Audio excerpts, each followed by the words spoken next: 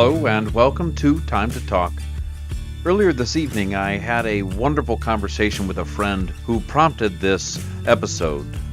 Thank you, friend. Let's talk about love.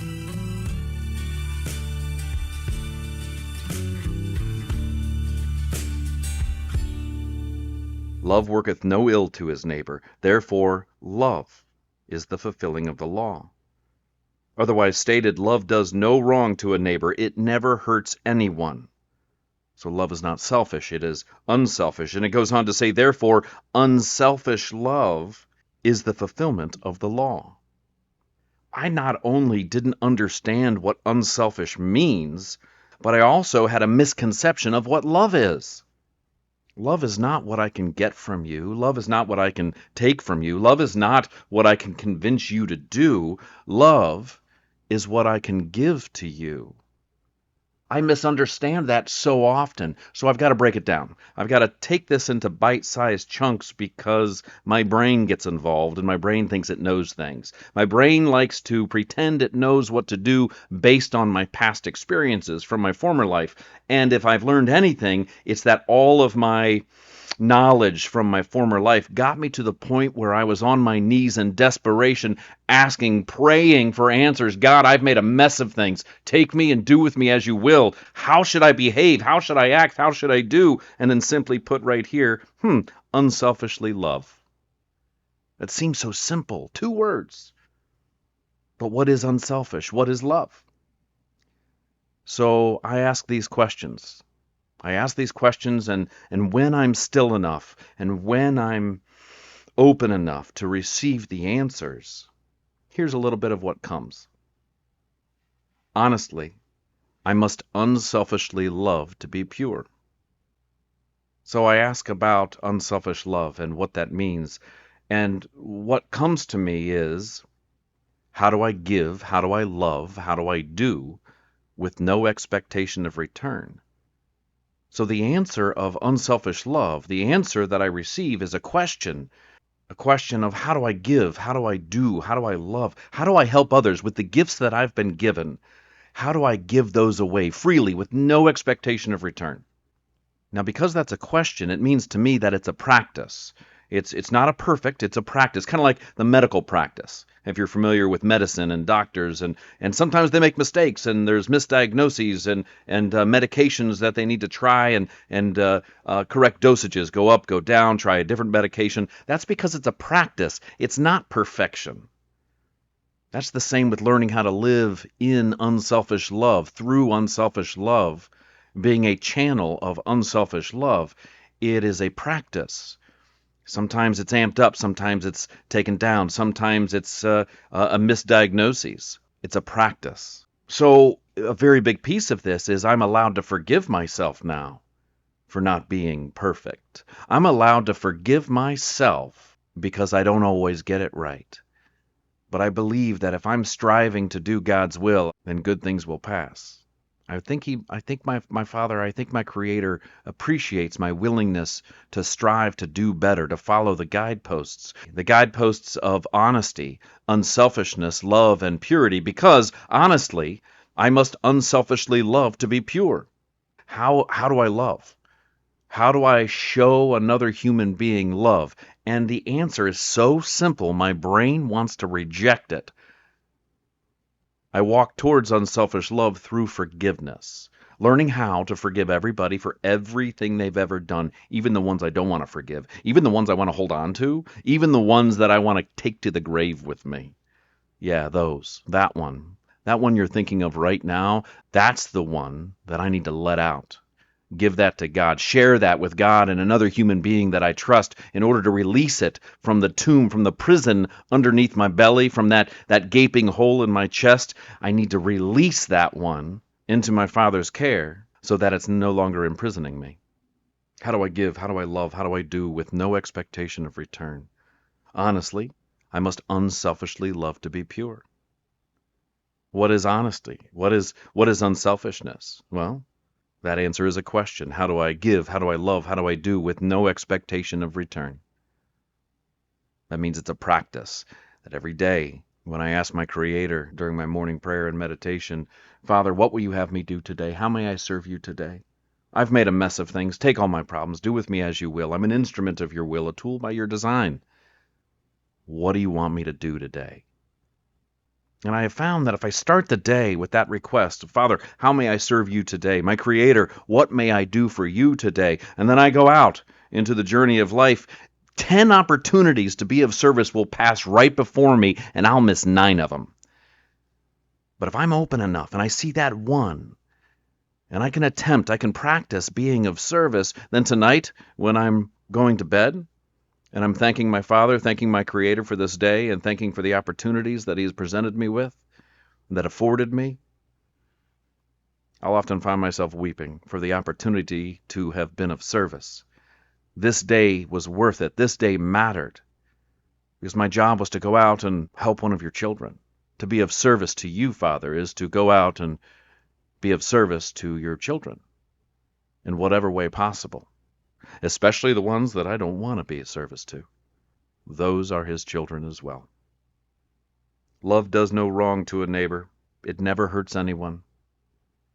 Therefore, unselfish love is the fulfillment of the law. How do I give? How do I love? How do I do with no expectation of return? Honestly, I must unselfishly love to be pure. It's a circle. It's cyclical. It always comes back on itself. How do I unselfishly love? I allow my Father's love to travel through me. And as that love, that unselfish love that my Father gives me, travels through me and out to others, I taste of it. I taste of that love as it passes through me out to others. Think of the Dead Sea, if you will. The reason the Dead Sea is because it's full of salt. The water travels in, it evaporates off into the atmosphere, gets absorbed some into the earth, and the water is recycled and comes back down. But what remains in the Dead Sea is the salt, which makes it uninhabitable. It will not sustain life. When I allow my Father's love, His opportunities, His grace to flow into me and then stop without paying them out, then all of that love is dissipated and what remains is the salt, and I become salty.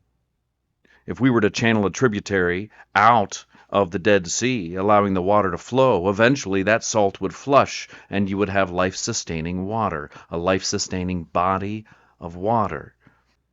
My Father graces me with His unselfish love, and I become a channel.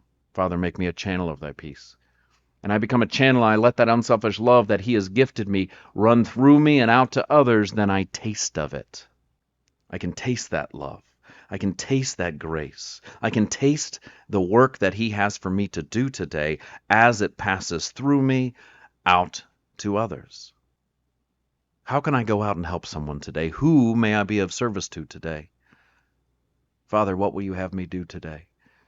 Is it opening the door for someone and waiting while they walk up?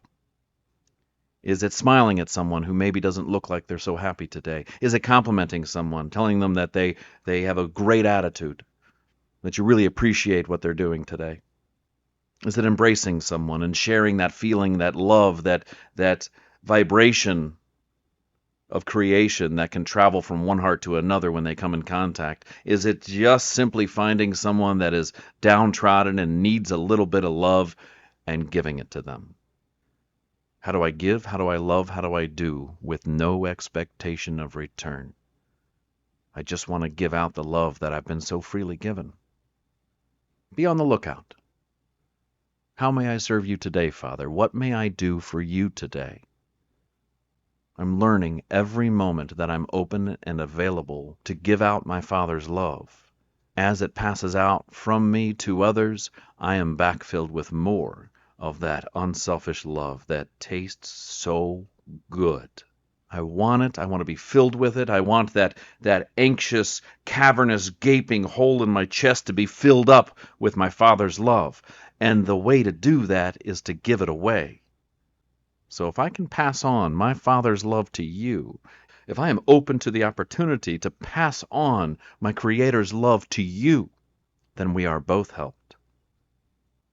Thought for the day. One of the easiest and most difficult ways to help someone is to allow them to help you. I receive love by helping others. So as a way to help others, allowing them to love me, allowing them to help me, allowing them to pay forward our Creator's love to me, is in reality helping them. Oh, paradoxical. Be good to one another. Love one another. Smile. Laugh. It's a beautiful world. What's in us is what we see. If I'm not able to see the good today, I can go out and let someone help me find the good, and thereby I'm helping them. Be good to one another. Have a wonderful day.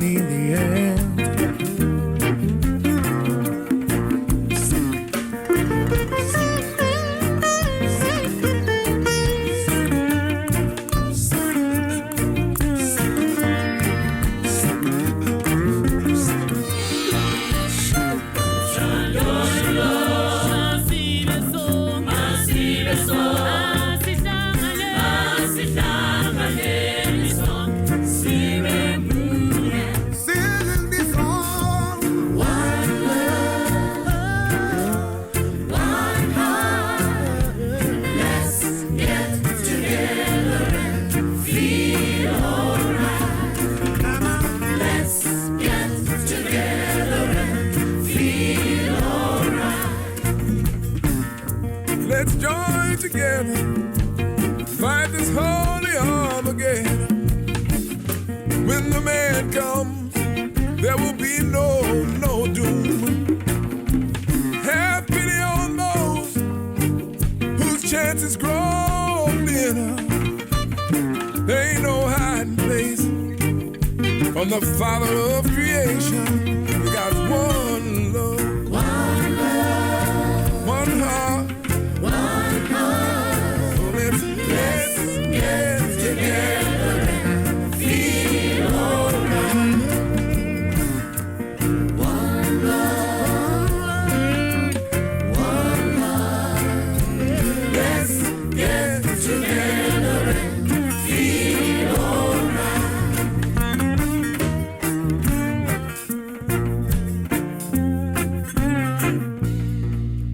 Sandolulo. Masibeso, masihlangane asihlanganeni sonke sibe munye